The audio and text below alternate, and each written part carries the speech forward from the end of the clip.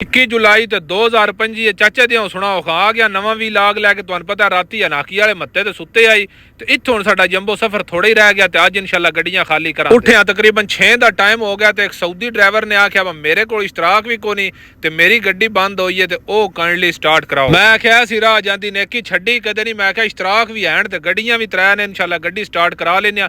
ਸ਼ਫੀ ਦੀਆਂ ਬਾਰ-ਬਾਰ ਬੈਟਰੀਆਂ ਆਣ ਤੇ ਨਾ ਆਖਿਆ ਸਲਫ ਮਾਰ ਕੇ ਗੱਡੀ ਨਾਲ ਲਿਆ। ਦੂਜੀ ਗੱਡੀ ਜੋ ਇਸ਼ਤਰਾਕ ਕੱਢ ਕੇ ਆਂਦੇ ਨੇ, ਇਸ਼ਤਰਾਕ ਦਾ ਮਤਲਬ ਹੁੰਦਾ ਤਾਰਾਂ ਜਿਹੜੀਆਂ ਬੈਟਰੀ ਨਾਲ ਲਾ ਕੇ ਜਨ ਵਾਇਰ ਵੀ ਪਾਕਿਸਤਾਨ ਆ ਦਿਓ। ਮੈਂ ਕਿਹਾ ਪਾਕਿਸਤਾਨ ਬੰਦੇ ਵੀਡੀਓ ਤੱਕ ਦੇ ਮਾਤ ਉਹਨਾਂ ਸਮਝ ਨਾ ਤਕਰੀਬਨ 20-25 ਮਿੰਟ ਨਾਲ ਲਾਈ ਰੱਖੀਆਂ ਨੇ ਤਾਰਾਂ ਤੇ 2-3 ਵਾਰੀ ਚੈੱਕ ਕੀਤਾ ਤੇ ਗੱਡੀ ਬਿਲਕੁਲ ਅਸਰ ਨਹੀਂ ਕੀਤਾ। ਉਸਤਾਦ ਔਰ ਯਾਦ ਨੇ ਤੁਸੀਂ ਜਾਓ ਇਹ ਬੈਟਰੀਆਂ ਨਵੀਆਂ ਮੰਗਾਣੀਆਂ ਨੇ। ਮੈਂ ਕਿਹਾ ਬਿਲਕੁਲ ਨਹੀਂ ਸਟਾਰਟ ਹੋਣੀਆਂ ਕਿਉਂਕਿ ਬੈਟਰੀਆਂ ਬਿਲਕੁਲ ਡੈਡ ਹੋ ਗਈਆਂ। ਉਸਤਾਦਾਂ ਤੋਂ ਇਜਾਜ਼ਤ ਲੈ ਕੇ ਤੇ ਅੱਲਾਹ ਰਸੂਲ ਦਾ ਨਾਮ ਲੈ ਕੇ ਕੋਟ ਰੱਖੀਆਂ ਨੇ। ਤਕਰੀਬਨ 50 ਕਿਲੋਮੀਟਰ ਤੋਂ ਬਾਅਦ ਤੁਹਾਨੂੰ ਪਤਾ ਮਦੀਨੇ ਵਾਲੀ ਚੈੱਕ ਪੁਆਇੰਟ ਆ ਜਾਂਦੀ ਤੇ ਉਹਦੇ ਤੋਂ 50 ਕਿਲੋਮੀਟਰ ਬਾਅਦ ਮਦੀਨਾ ਹੈ।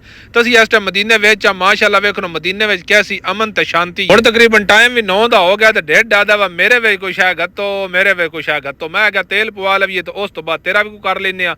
ਤੇਲ ਤੇ ਲਾਈਏ ਗੱਡੀ ਤੇ ਆਪ ਚਵਾਂ ਪਾਸੋਂ ਫਿਰ ਕੇ ਟਾਇਰ ਟੂਰ ਵੇਖੇ ਨੇ। ਇਸ ਤੋਂ ਪਹਿਲਾਂ ਕੱਲ ਅਸੀਂ ਅਫੂਫ ਤੋਂ ਅਗਾਂ ਲਾ ਕੇ ਅਸਾਸ ਕੋਲੇ ਮੱਤੇ ਤੋਂ ਤੁਹਾਨੂੰ ਪਤਾ ਤੇਲ ਪਵਾਇਆ 960 ਦਾ ਤੇ ਹੁਣ ਤਕਰੀਬਨ 640 ਦਾ ਇੱਥੋਂ ਵੀ ਪੈ ਗਿਆ। ਮੱਤੇ ਉੱਤੇ ਮਾਸ਼ਾਅੱਲਾ ਨਵਾਂ ਪਾਕਿਸਤਾਨੀ ਹੋਟਲ ਖੁੱਲਿਆ ਤੇ ਆਦੇ ਨੇ ਬਸ ਨਾਸ਼ਤਾ ਤੇ ਰੋਟੀ ਦੇ ਕੇ ਤੇ ਐਂਡ ਕਾਰ ਛੱਡਦੇ ਨੇ। ਮੈਂ ਤਾਂ ਅੱਗੇ ਤੋਂ ਖਾਧੀ ਨਹੀਂ ਤੇ ਅੱਜ ਇੱਥੋਂ ਵੀ ਚੈੱਕ ਕਰਦੇ ਆ। ਅੰਦਰ ਜਾ ਕੇ ਪਾਏ ਪਰਾਠੇ ਤੇ ਚਨੇ ਮੰਗਾਏ ਨੇ, ਹਰ ਸ਼ਾਈ ਕੀ ਦੂਜੇ ਤੋਂ ਵੱਧ ਆਈ।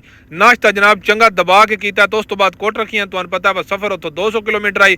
ਅਸੀਂ ਉਹ ਬਿਕਾਨ ਦੇ ਗੇਟ 'ਚ ਮੌਜੂਦ ਆ। ਇੱਥੇ ਜਨਾਬ ਸਿਲੰਡਰ ਸੁਲੰਡਰ ਲਾ ਕੇ ਤੇ ਸਿੱਧਾ ਜਨਾਬ ਜਿੱਥੇ ਆਫ ਲੋਡਿੰਗ ਕਰਨੀ ਯਾਨੀ ਜਿੱਥੇ ਗੱਡੀ ਖਾਲੀ ਕਰਨੀ ਹੈ ਉੱਥੇ ਅਸੀਂ ਪਹੁੰਚ ਆਏ ਆ ਤੇ ਜਵਾਨ ਇੱਥੇ ਮੌਜੂਦ ਕੋਈ ਨਹੀਂ ਤੇ ਅਸੀਂ ਇੱਥੇ ਖਿਲਾਰ ਕੇ ਤੇ ਛਿਕਦੇ ਆ ਹੈਂਡ ਬ੍ਰੇਕ। ਮੈਂ ਆਖਿਆ ਜੱਟ ਸਾਰਾ ਖਿਲਾਰਦੇ ਆ ਗੱਡੀ ਸਕੂਨ ਲੈਨੇ ਆ ਜੱਟ ਲੱਕ ਸਿੱਧਾ ਕਰਨੇ ਆ। ਇਹ ਚਲਾ ਨਾ ਜਾਂਦੇ ਨੇ ਤੇ ਪਹਿਲੇ ਨੰਬਰ ਤੇ ਮੇਰੀ ਹੈ, ਪਿਛਲੇ ਪਾਸੇ ਅਲੀ ਹਸਨ ਤੇ ਦੂਜਾ ਅਲੀ ਉਸ ਤੋਂ ਪਿੱਛੇ ਤੇ ਜੱਟ ਸਾਰਾ ਇੰਤਜ਼ਾਰ ਕੀਤਾ ਤੇ ਉਸ ਤੋਂ ਬਾਅਦ 4 ਲਿਫਟਰ ਵਾਲਾ ਆ ਗਿਆ। ਅੱਗੋਂ ਜਨਾਬ ਪੇਪਰ ਹਟਾ ਕੇ ਮੈਂ ਤੁਹਾਨੂੰ ਵਿਊ ਵੀ ਵਿਖਾ ਦੋ 4 ਲਿਫਟਰ ਵਾਲੇ ਨੇ ਤੇ 3-4 ਜਣੇ ਨੇ ਨੇ ਅਗਲੇ ਪਾਸੇ ਸੱਜੇ ਪਾਸੇ ਲਾ ਤੇ ਮੁੜ ਖੱਬੇ ਪਾਸੇ ਲਾਵੀਂ 10-11 ਬੋਰੇ ਨੇ ਤੇ ਲਾਖ ਭਰਾ ਮਾਰ ਦਿਆ। ਜਿਹੜਾ ਕਚਰਾ ਸ਼ੀਸ਼ਾ ਹੈ ਨਾ ਸਿਰਫ ਇੱਕ ਹੀ ਸ਼ਈ ਦੇ ਕਾਬੂ ਹੁੰਦਾ। ਲੱਕੜੀ ਦੀ ਤਪਲੀ ਜਿਹੜੀ ਉਹ ਥੱਲੇ ਪਈ ਏ ਇਹਦੇ ਉੱਤੇ ਨਾ ਧਰਨਾ ਤੇ ਦੂਜੇ ਲਿਫਟ ਵਾਲੇ ਚਾਕ ਭਰਾ ਲੈ ਜਾਣਾ। ਇੰਜੇ ਜੇ ਬਾਰਡਰ ਤੇ ਵੀ ਲਵਾਣਾ ਹੋਵੇ ਤਾਂ ਕੋਈ ਮਸਲਾ ਨਹੀਂ ਬਣਦਾ। ਜਿਹੜਾ ਉੱਤੋਂ ਫੱਦੀ ਦਾ ਕੰਨਾਂ ਤੋਂ ਉਹ ਬੋਰਾ ਪਾੜ ਜਾਂਦਾ ਅੱਲਾ ਮਾਫੀ ਦੇ ਕਿਸੇ ਹਾਦਸੇ ਦਾ ਸਬਬ ਬਣ ਸਕਦਾ ਹੈ। ਅਸੀਂ ਜਨਾਬ ਗੱਡੀ ਖਾਲੀ ਕਰਕੇ ਤੇ ਬਾਹਰ ਕੱਢ ਲਈ ਤੇ ਸਟੈਂਡ ਤੇ ਥੋੜਾ ਸਿੱਧਾ ਕਰਾਇਆ। ਮੈਂ ਕਿਹਾ ਸੰਗਲ ਸੁੰਗਲ ਮਾਰਨੇ ਤੋਂ ਡਹਿ ਨਾ ਜਾਏ ਤੇ ਅਸੀਂ ਬਾਹਰ ਨਿਕਲਦੇ ਆ। ਬਾਹਰ ਇੱਕ ਜਵਾਨ ਖੜਿਆ ਹਮਜ਼ਾ ਤੇ ਉਹਦੇ ਨਾਲ ਮਾਰਦੇ ਆ ਗੱਪਸ਼ਪ। ਪਾਕਿਸਤਾਨੋਂ ਆਇਆ ਛੁੱਟੀ ਕੱਢ ਕੇ ਤੇ ਇਹਦੇ ਨਾਲ ਮੁਲਾਕਾਤ ਨਹੀਂ ਹੋਈ।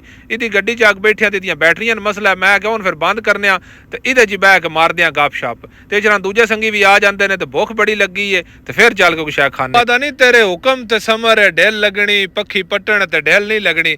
ਪੱਖੀ ਵਾਸਾ ਜਨਾਬ ਆਪਣਾ ਬੋਰੀ ਬਿਸਤਰ ਚਾਰ ਲਿਆ ਤੇ ਡੇਰੇ ਲਾਣ ਲੱਗੇ ਨੇ ਸਿੱਧੇ ਰੂਮ ਵਿੱਚ। ਹੁਣ ਆਪਣੇ ਅੱਗੇ 4 ਗੱਡੀਆਂ ਨੇ ਤੇ 5ਵਾਂ ਨੰਬਰ ਹੈ ਤੁਹਾਡੇ ਭਰਾ ਦਾ ਤੇ ਉਸ ਵੇਲੇ ਥੋੜੀ ਜਨਾਬ ਇੱਥੇ ਕਰਨਾ ਵੇਟ ਤੇ ਇੱਥੇ ਹੁਣ ਬਸ ਸੌਣਾ ਤੇ ਖਾਣੇ ਕੰਮ। ਇਨਸ਼ਾਅੱਲਾ ਮਿਲਦੇ ਆ ਸੁਬਹ। ਅੱਲਾ ਹਾਫਿਜ਼। ਪਾਕਿਸਤਾਨ ਜ਼ਿੰਦਾਬਾਦ।